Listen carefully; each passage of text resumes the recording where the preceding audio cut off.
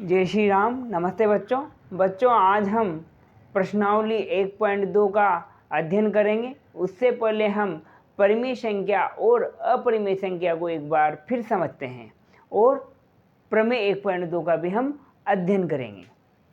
परिमेय संख्या क्या होती है बच्चों? जो P/Q के रूप में लिखी जाती है। Q is not equal to 0। P व Q पूर्णांक संख्या होती है और इनका HCF कितना होता है बच्चों? 1 होता है। वह क्या कहलाती है? परिमेय संख्या कहलाती है। और अपरिमेय संख्या क्या होती है? जो P/Q के रूप में नहीं लिख सकते हैं, उसे क्या कहते हैं हम बच्चों? अपरिमेय संख्या कहते हैं। आगे यहाँ तक समझ में? जो P/Q के रूप में नहीं लिखी जाती, जैसे √2, √3, है ना, ये क्या होती है? अपरिमेय संख्या होती है। और प्रमेय 1.2 क्या होती है? जो माना P एक अभाज्य संख्या है, P/A² को विभाजित करती है, PA को भी विभाजित करेगी। यहाँ A एक धनात्मक पूर्णांक है। मान लीजिए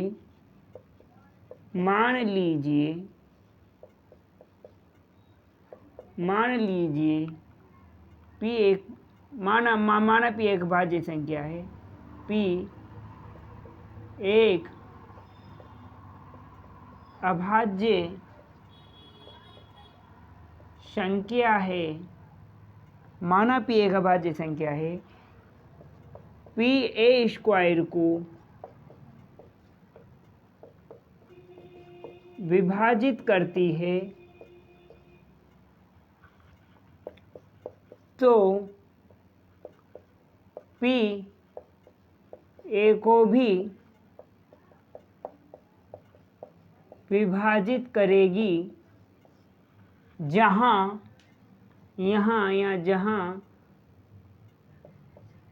A क्या है बच्चों? धनात्मक पूर्णांक है। A धनात्मक पूर्णांक है। फिर रिपीट कर रहा हूँ, माना P एक अभाज्य संख्या है, PA² को विभाजित करता है, तो PA को भी विभाजित करेगा। और यहाँ A क्या है? धनात्मक पूर्णांक। अब हम कुछ सवाल करते हैं या प्रमेय 1.3 भी देख लेते हैं हम साथ के साथ। प्रमेय 1.3, √2 एक अपरिमेय संख्या है, तो हम इसको क्या मानेंगे? इसको परिमेय संख्या मान लेंगे। माना √2 एक परिमेय संख्या है। अब परिमेय संख्या की क्या परिभाषा होती है? √2 परिमेय संख्या मान ली, तो P/Q के रूप में लिखा जाता है। Q is not equal to 0। P व Q पूर्णांक संख्या है और इनका HCF P व Q का कितना? 1। यही परिभाषा होती है परिमेय संख्या की। अब इनको क्या कर लेंगे? क्रॉस मल्टीप्लाई करेंगे।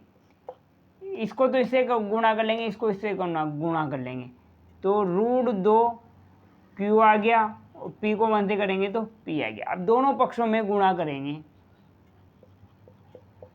दोनों पक्षों में वर्ग करेंगे,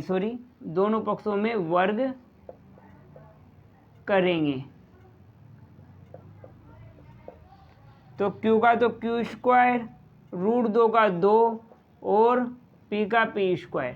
अब मैं इसको क्या लिख सकता हूँ? Q²। ये मल्टीप्लाई में तो ये डिवाइड में चल जाएगा।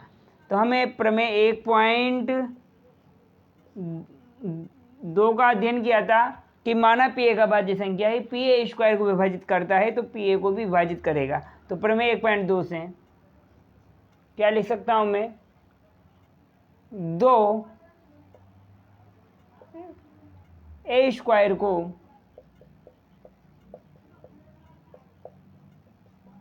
विभाजित करता है, तो 2 Q को भी, ये Q है ना, Q को विभाजित करेगा, है ना। अब मैं यहाँ क्या मान लूँ, P बराबर 2 मान लूँ, 2R मान लूँ। अब क्या करूँ, दोनों पक्षों में वर्ग कर दूंगा, तो दोनों पक्षों में वर्ग,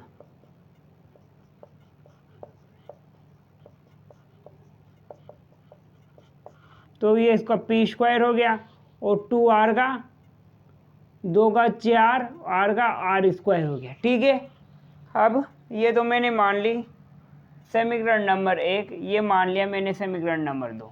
अब P² का मान समीकरण नंबर 2 में रखने पर, तो समीकरण नंबर 2 में रख दूंगा मैं P² का मान, तो क्या जाएगा, Q² 2, क्या जाएगा, Q² 2 और इक्वल टू 4R²। ठीक है, अब ये तो 2 से कितनी बार कैंसिल, 2 बार, तो Q² इक्वल टू 2R²। तो मैं इसको क्या लिख सकता हूँ, ये मल्टीप्लाई में तो ये यहाँ डिवाइड में आ जाएगा ये, तो मैं क्या लिख सकता हूँ इसको कि 2 Q² को विभाजित करता है, तो 2 Q को भी विभाजित करेगा। ठीक है, यहाँ तक आपको समझ में आ गया होगा। आप क्या करेंगे, इसमें 2 Q को भी विभाजित कर रहा है, P को भी विभाजित कर रहा है, 2 क्या कर रहा है, 2 P व Q दोनों को विभाजित कर रहा है। तो मतलब P व Q का दोनों का उपनिष्ठ है, विभाजित कर रहा है, लेकिन इनका HCF हमने कितना माना था, 1 माना था, जबकि दोनों से P व Q दोनों से क्या हो रहा है, ये विभाजित हो रहा है। तो हमने जो माना किया है वो गलत है। इनका HCF, P व Q का HCF कितना आ रहा है बच्चों, 2 आ रहा है, और कितना आना चाहिए, 1 आना चाहिए, ये इसके बराबर नहीं है। अतः हमने जो माना वह गलत है, यह विरोधाभास है। हमने जो माना वह गलत है या विरोधाभास है, अतः √2 एक अपरिमेय संख्या होती है। बच्चों आपको क्या करना है, √3 इसी प्रकार करना है, √3 एक अपरिमेय संख्या होती है, ये सिद्ध करना है। ये आपके लिए HW नहीं आए तो कमेंट में आपको पूछना है इस सवाल को। अब मैं एक्सरसाइज 1.2 का फर्स्ट सवाल बताता हूँ।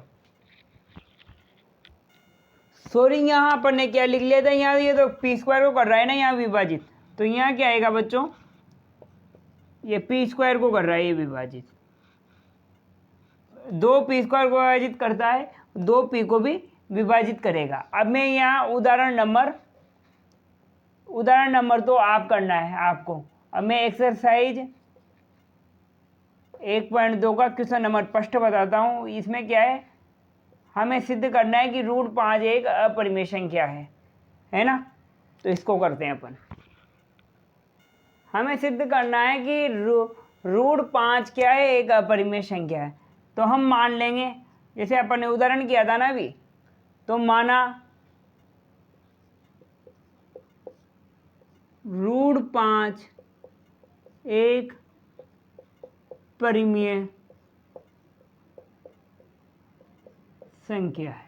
तो परिमेय संख्या है तो अपन क्या करेंगे, √5 equal to P/Q, Q is not equal to 0, P व Q पूर्णांक संख्या और इनका पी व क्यू का HCF कितना आना चाहिए, 1, सहभाज्य संख्या, है ना।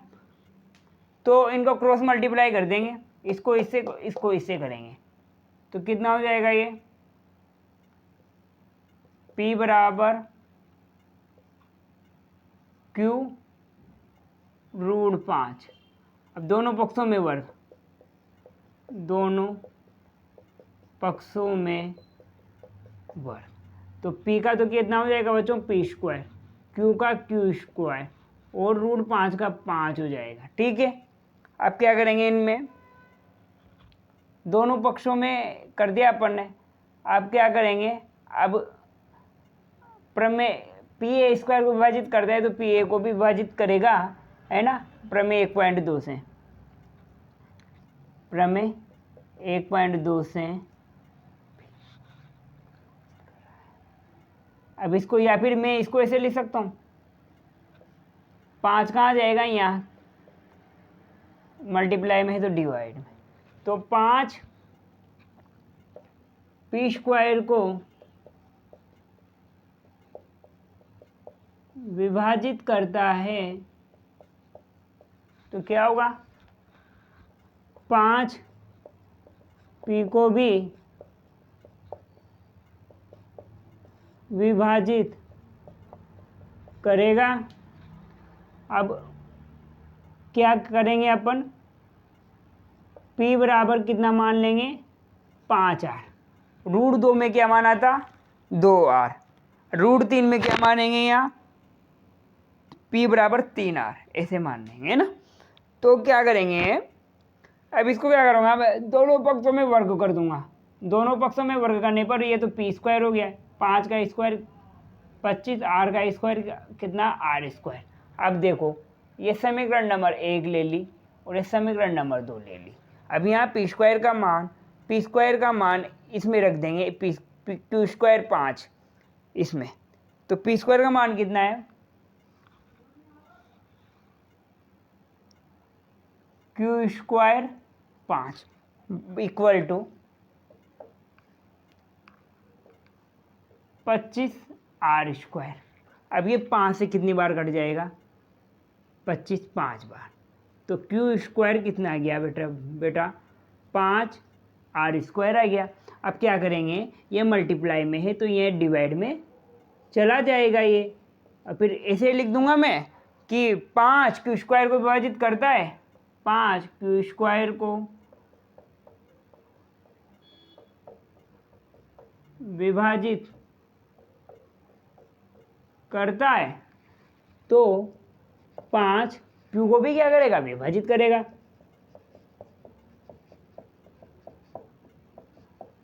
विभाजित करेगा।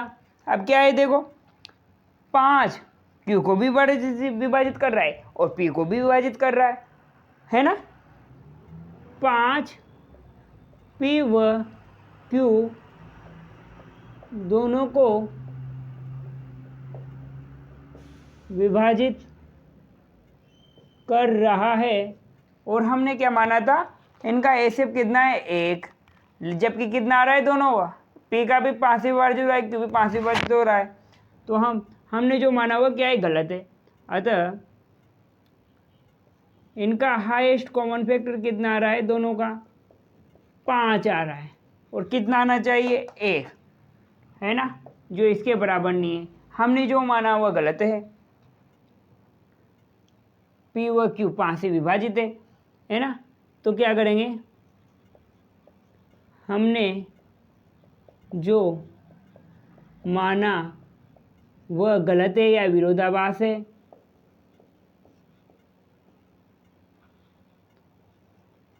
अतः रूट 5 एक अपरिमेय संख्या है। क्या है, एक अपरिमेय संख्या है। अब बच्चों हम क्वेश्चन नंबर 2 से कल करेंगे।